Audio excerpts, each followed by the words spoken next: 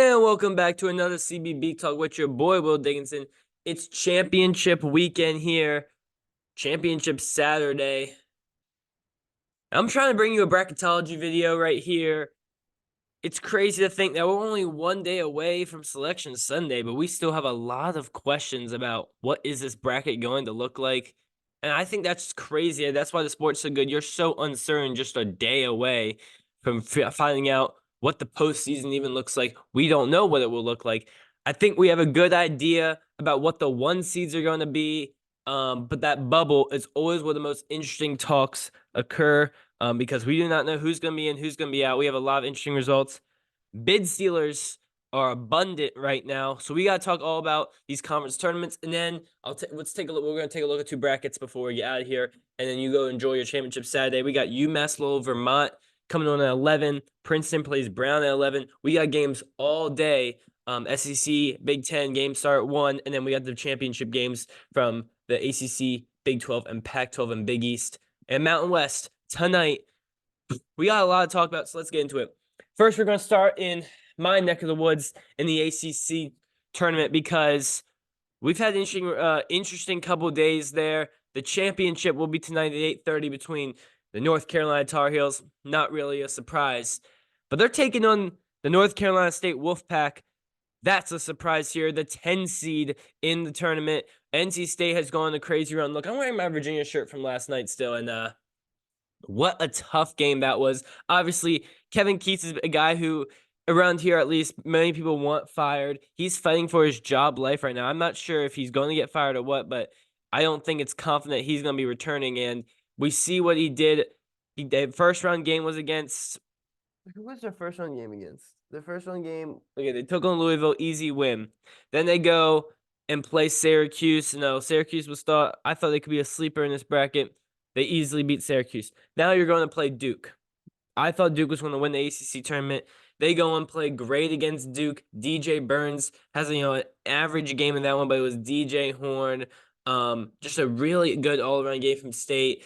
Duke couldn't make the three, and boom, State moves on, upsets Duke, and we're thinking, okay, they got Virginia. And we know Virginia, they escaped Boston College, who was trying to have that Cinderella run as well. And it was a good game last night. Obviously, back and forth. But Virginia can't make free throws in the clutch, and that was the problem. They missed two technical foul free throws after DJ Burns on Reese Beekman, and then Isaac McNeely misses the front end of a 1-and-1. And then, oh my God, why is this dude's name not coming to my mind? O'Connell banks in a miracle three to send the game to overtime. State ends up pulling it out. DJ Burns just dominant in overtime, going one-on-one with Jordan Minor all day. Virginia just like, we're not double teaming. I don't know why we're not double teaming. And yeah, NC State's on to the championship. They're a bid stealer right now. Obviously, NC State's not going to make it if they don't win this game, but they're going up against Carolina, who's just run through this tournament so far. Pitt gave them a decent run last night, but second half, UNC was dominant. RJ and Armando was a great duo. I expect this to be a very good game tonight in the ACC, but I don't see a way where Carolina doesn't win this. I mean, I know this could be the cardiac pack, reminiscence of '83, maybe. But I think the tires might, fall off here. Look, UNC's been great. They beat them both times in the regular season. RJ, Armando, I think they match up well with DJ Burns. They're not going to get bullied by him. And then we'll see if they keep running DJ Horn off the bench. O'Connell's been very good. I just think North Carolina's just a far superior player. I think they have the 4th 1 seed now locked up. And they're going to be going out west to play in the one in the West, I believe. But I think NC State, who knows, maybe this can be a Cinderella story. I think if they win this game, they'll be around the 11-12 seed. We don't see this every year, but we see this every couple years where a team kind of out of nowhere wins a power conference. Could this be NC State? We'll see, but that's one of the bid stealers right there. That could shorten the bubble. We've already seen with Dayton falling in the A10. That's a team that's a bid stealer, whether it's VCU, St. Joe's, the Bonnies, or who the Bonnies play today? They play Duquesne. So one of those teams will be a bid stealer, and maybe State can join that conversation. Another team that's on a potential bid steal lurk is the Oregon Ducks. Oregon takes down Arizona last night. Caleb Love has a very bad game. Oregon, a team where I thought Oregon could have been decent at the beginning of the year, but they just hadn't been too good. We didn't know if their Oregon's coach was it Altman. He might have been leaving, retiring. We didn't know what was going on there. But Oregon finished as the 4 seed. They ended up beating UCLA in their first game. They got a match with Arizona. Kind of a game where this game's on the Pac-12 network, so I have YouTube TV. I can't even watch this game. I honestly did not know. I was so locked in because the Mountain West games was going on. ACC was going on. Big 12, Big 10. I was SEC. I was not paying attention at all. Like honestly, I'm watching whatever game it was. I think maybe at that time it was the Seton Hall, no, Providence Marquette game I was watching, and I just see on the bottom of my screen, Oregon beat Arizona. I was like, what the heck? I thought last time I checked, Arizona was up like 10. Good comeback win from the Ducks there. And they are on bid stealer alert. They got a matchup with the Buffs. That was my pick. I didn't make a Pac-12 video, but my pick was the Buffs to go win this Pac-12 tournament. I really like the way they're playing. KJ Simpson is a beast. I mean, I know Caleb Love won Pac-12 Player of the Year. I thought KJ Simpson could have easily won that award. But I like the Buffs in this one. I think Oregon has a better chance than NC State to get the win tonight because UNC is a much better team than Colorado. But I think Colorado is safe and in the tournament now. I think they moved off that bubble and they're going to be around at a 10 or maybe a safe 11. But I like the Buffs here in this one, and I think they should be able to get the automatic bid. But who knows? Oregon's done this before. They made good runs, and they're always a scary team in the tournament. But I like the Buffs to get the job done. But that's another bid steal alert. We could have 2 potential bid stealers just from tonight, which is always fun. SEC, let's move on to the SEC tournament because we have a semifinal matches tonight. Tennessee, the 1 seed, falls to Mississippi State. It was a blowout. Tennessee was shot like in the first half, they shot like 20% from the field. Connect did not have a good game. And Mississippi State, a team where I think I've been saying this last couple weeks. They've flown under the radar all year. They just been like decent enough. They haven't been bad where like we don't even pay attention to them at all. But they haven't been like so good to where it's like, oh, look at Mississippi State. They just been middle of the road, but they have good wins. They had a good non-con, and they just found their way to be in this SEC semifinal. And they're going to be in the tournament. Josh Hubbard is a guy that everyone needs to know. He's a freshman. He averages almost 17 a game, I think. As a freshman at Mississippi State, he's so underrated. Tolu Smith's the guy has been there. The big has been really good. And then they just have good surrounding pieces. They can go off each night. They're experienced. They were in the tournament last year. Chris Jans, I think this is year 2, is going to go to back-to-back NCAA tournaments. He's done a great job there. And they got a matchup with an Auburn team who absolutely destroyed South Carolina yesterday. Auburn obviously safe in the tournament. If they win this game, they're fighting for a 3 seed. They haven't had many great wins this year. And maybe they got lucky without playing Tennessee, but that should be a very good one. I believe that one's at 1. The other semifinal, Texas A&M, a team where I was campaigning kind of for Texas A&M to not be in the tournament. They go beat Ole Miss. And now yesterday they beat Kentucky. I think Texas A&M is backdooring themselves into the tournament. This is a team that had high expectations this year. Obviously, bringing back a guy like Wade Taylor, who was almost SEC Player of the Year last year, and he's better than ever. Radford's been very good. Coleman's been good. This A&M team again was a top 15 team. Just lost some games in the they did a bad non-con. They've actually been pretty solid in SEC play, but I thought they took too many losses. They had to go beat Kentucky last night, I think, to get in. They go do that. Kentucky's evens look suspect again. Robbie D did have a good game over there, but Reeves didn't have an amazing game. And look, A&M has now a match with Florida. So this is kind of an SEC where no Kentucky, no Bama, no Tennessee. The top 3 seeds bowed out in the SEC. And my pick to win it all right now is Florida. I love the way Florida plays. I knew they were going to be Bama. I've been fading Bama for the last 3 weeks now. You can go look at my past videos about my thoughts on Bama. I've been fading them. They play 0 defense. They allow over 100 against Florida last night. It was Poulin had a good game. Walter Clayton. Every time Walter Clayton shoots, I just think it's going in. I really like this Florida team. They should have swept Bama this year. They ended up winning 2 out of the 3 games they played. They got a good game though with Texas A&M. Texas A&M's a very scary team because of the offensive firepower they have. But I like this Gators team, man. Todd Golden's done a really good job in year 2 over there. And we'll see if we're going to get an Auburn Florida final, which the SEC championship really never matters that much, just because it's on the Sunday. The Sunday games really don't matter.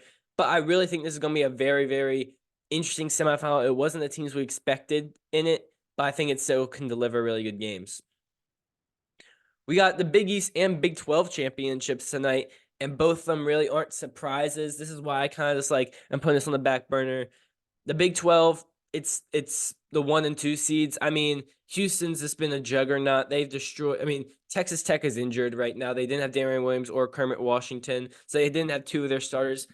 They didn't keep it close with Houston, but I didn't really expect them to. Houston's on to the championship to win a Big 12 regular season and Big 12 tournament championship in their first year. Just remarkable job from Kelvin Sampson. That team could be the number 1 overall seed. It'll be close, but they're a 1 seed. There'll be a 1 seed in the South. It really won't matter. And they're taking on Iowa State, who Iowa State was a team I believed in Iowa State. I've said they're legit, but I was still skeptical of them. And they've come in and they played Kansas State. They destroyed Kansas State. They go and play Baylor, a team that I thought was going to win this Big 12 tournament. Baylor shot horrendous from 3. I mean, that's a team that has been one of the best 3-point shooting teams all year. They just couldn't shoot the ball. And Gilbert was great. Taman Lipsey in the passing lanes. And they had great Ward and Jones off the bench. Both had double figures in this one. Iowa State's going to have a great game with Houston. This shouldn't be 2 high-scoring games. These are 2 teams that pride themselves on the defensive end. I could see this game being decided in the low 60s, but should be a good one. Iowa State, I think they're going to be a 2 seed. I don't think this game really matters that much. If they win, 1 seed conversations could be there if Carolina loses. That's all I'm going to say. But I think they'll end up being a 2 seed. Probably the 2 seed in the Midwest, if I had to guess. The Big East, UConn. They're there. Not really surprising. St. John's gave them a good run. St. John's will be in the tournament. And then Marquette keeps getting the job done without Tyler Kulik. It's been 2 close games, but Cam Jones has been clutch. Stevie Mitchell's been really good. Igor DeOso's been amazing.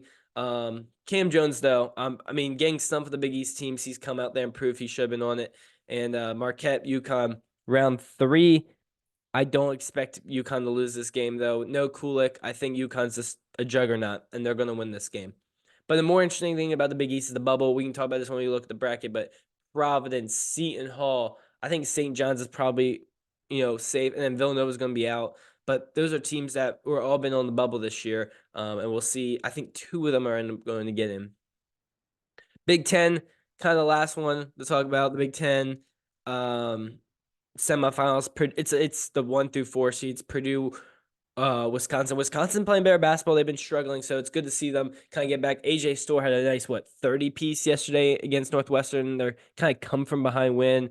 Boo Buie had a good game, and we'll see. Northwestern might be. I've seen some bubble talk to Northwestern. I think they're going to be on the right side. I would be shocked if they didn't make it, but we'll see if they're in the first 4 or not. And then the other matchup, Illinois survives Ohio State. Ohio State is making an interesting run if they win this game. Shout out to Diebler, had an amazing year. I'm guessing they'll be in the NIT. And they're taking on Nebraska. Nebraska is playing amazing right now. Keisei Tomiyaga had another 20-piece last night. Some crazy shots in their blowout win against Indiana. Those are 2 very good semifinal games, but nothing too surprising there. And in the Mountain West, I guess that's kind of the power conference championship game. San Diego State, New Mexico. I'm not actually too surprised. I was surprised Nevada did lose to. I thought who did Nevada lose to? Was it Colorado State? It might have been. I was kind of surprised about that. But look, Colorado State's been a good team in neutral sites this year. But I think these are the 2 of the best teams in the championship. San Diego State obviously kind of just kicked Utah State's ass last night. Jalen Ledie's been amazing. And this is a team that always obviously turns up in March. 7 straight Mountain West Championship appearances for San Diego State. Brian Dutcher's just done a great job. And this team's going to be dancing maybe as a 5 or 4 seed in the NCAA tournament. New Mexico needed it, got it. 2 tough wins in a row. New Mexico is a team that just doesn't go away. Boise State victory, now beat Colorado State. New Mexico's going to be in the tournament. Rich Pitino. We'll see both Patinos kind of in a 10 seed, I think. It's good to see New Mexico be good. I mean, Jalen House is one of the biggest shit talkers in college basketball. He's not scared at the moment. Dent, Mashburn, Toppin. This team is deep, great guards. I've been liking New Mexico all year, and they kept just losing games at the end of the year. And I was like, this is a team I've been hyping up all season. They've been sucking. They've proven me. I would say right. They've been playing really good. And we'll see if they can take on the Must Championship. But San Diego State's just playing so good right now. I wouldn't be surprised if they go and easily win this game. But the Mountain West is a team where it's hard to gauge, how these teams will do in the tournament. Because we're gonna see probably 6 Mountain West teams in the NCAA tournament, and it's gonna be hard to predict how far they're gonna go. Because I could see them all making at least a second round, Sweet 16, but I could see a majority of them losing the first round. It's just it's gonna be tough to predict how they do. But I'll take a pause and let's go look at some bracketology before we get out of here. All right, let me know if you like this it's kind of like a green screen type thing. I don't know. I don't know how well you can see it either because you can't really see on my screen. But we'll look at 2 brackets, the Jerry Palm one, CBS, and we'll look at Joe Lenardi's as well. So Palm has the first 4 being 210. I've never seen with 10 seeds. Have you? I can't remember. Mostly it's 11s, but I've seen some 12s. But I guess he's going to have it being 10 seeds here. St. John's, Northwestern, A&M, and Pitt. He has Virginia out, Pitt in. I don't know. I think Virginia's actually gonna be in over Pitt. It's tough. Pitt's non-con is just horrendous. But Pitt did beat Virginia on the road, which is a very good win. So if you could take that I think Pitt's better than Virginia, but I don't know. I guess I would have Pitt in over Virginia. I just feel like the committee's gonna have Virginia in. And Seton Hall out. Obviously, I think he has Providence out, I'm assuming. Here's a team. Let me just give you a team that I don't think should be in. The Sooners. I don't know if you can see this right now. The Oklahoma Sooners, they are not good. They're not good. They have been they started 13-0, and what I don't know what the record is. They're not good. They're probably under 500 in their last 20 games or 18 games. I'm not a believer in Oklahoma. I think they're bad. I wouldn't have them in, but because they were so bad in the Big 12 and they lost their first game in the Big 12 tournament. But it's interesting, like this is assuming South Florida wins the American. If not, that's another. They won't even be. I guess that's kind of like a bid steal, but that would open up a spot if FAU goes and wins it. Because I'm assuming that he has FAU, and FAU is an 8. He has Dayton all the way down to 10. That's crazy. Dayton's fall off. I mean, Dayton's really has fallen off. Princeton, watch out. He has him 11 right now. So does that mean Princeton has a chance at an at-large? I'm not sure. But they gotta go beat Brown, and probably take on Yale, but maybe Cornell, I guess. And he has VCU as being the A10 winner. I'm guessing it depends who it is. Could be a 12 or a 13 for that. And then Michigan State is a 10. I think Michigan State's gonna be in with that win over Minnesota. Not too surprising there. Colorado doesn't have them on the bubble anymore. And who's he? So he has Seton Hall, Ohio State. Don't seem, and then Indiana State. It's tough. I mean, 6 losses is so hard to leave. You're putting a 13-loss team, and you're leaving out a 6-loss team. And 30th in the net, that could be huge because usually teams in the top 30 never get out. So it'll be interesting with Indiana State. Obviously, it's very controversial. And here, let's look at Joe Lenardi's. He has the last 4 buys. Colorado State. Where did he have Colorado? He has Colorado. So Palma's Colorado State is an 8. And I'm guessing he has him as a 10. He has him as a 9. Okay. TCU, A&M not even being in the first 4. I could see that. Especially if they win today. Oklahoma's last 4, and that's the lowest I've seen a team put someone in Oklahoma. Again, I don't think Oklahoma's good. So I don't think they can get passed up. I think they're going to be in, but they might get in that first four. St. John's in the first four. Virginia, New Mexico. I'm surprised he has New Mexico as one of the the last team in the field. I feel like that win yesterday should have clinched it, but I don't know when this was updated. Does it say when it was last updated? When is this? Last updated today. Oh, so damn, he's kind of hating on. I feel like he's hating on New Mexico with that low rating. And he has, or I mean, the next four out, like these teams actually have the chance. I don't think Providence is actually going to get in. And I just accidentally pressed on a button, and now I'm all over the place. All right, whatever. We'll go back to this bracket. I mean, I see some interesting things like my JMU Dukes, who won the Sun Belt 12. I think that's fair. I've seen some 11s for them. Drake, Wisconsin would be such a good first round matchup there. Yeah, see, they have UNC as the one, Arizona's the two in the West. I think that's what's going to end up being. They have, I guess he has Marquette over Iowa State because I feel like Iowa State would choose the Midwest. Tennessee in the South there. And then yeah, he has the first four as a 10. I feel like I just never see the first four as a 10 seed. But March is interesting. So yeah, it's a little bracketology update, some conference tournament. Yeah, we got a great day ahead of us. I'm super excited for it. So thanks for watching this episode. Did I make this inverted? Did I? Do I usually do that like that? I have no idea. I feel like it looks different. It definitely is. I made this inverted. I don't even know how I did that. All right. Thanks for watching this bracketology, and we'll see you. I'll see you. Okay, next time I'll see you, I think it's gonna end up being after the brackets released, maybe before the brackets released, but I'm not sure. If not, it will be when the brackets release. I'm gonna make, obviously, every time on the Sunday, I make my official bracket before it comes out and see how much I get right. So maybe I'll do that. I'm not sure. All right. Go enjoy your college basketball. Some games have already started. Vermont, UMass Lowell. Peace.